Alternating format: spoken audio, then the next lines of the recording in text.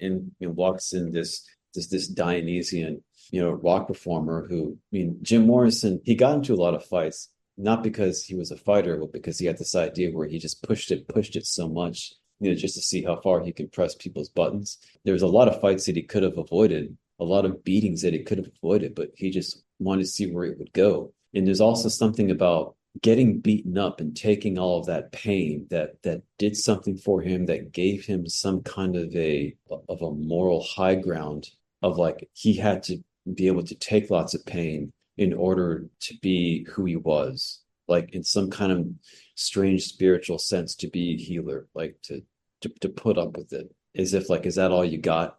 I can take it. That kind of attitude. Actually, in the Doors movie, which there's a lot of problems with that, the one scene that Oliver Stone doesn't put in that movie is actually the one scene that says a lot about who Jim Morrison was. He gets arrested in New Haven, the first rock and roller ever arrested on stage. They take him back to the police station. And at the police station, in this scene, they're going to release him and all that.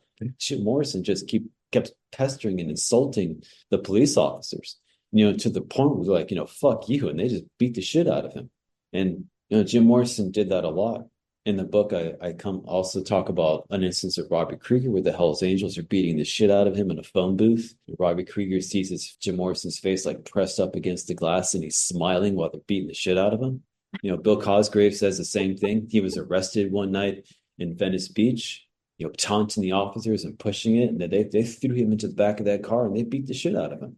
And Bill Cosgrave says the same thing. I could see him smiling when they took him away. It's very strange. Yeah, There, man, it's too bad that he couldn't have gotten involved in like the BDSM scene or something and found a way to like, yeah. have these urges satisfied in maybe a way that wouldn't have been as destructive for his life. Yes, yes.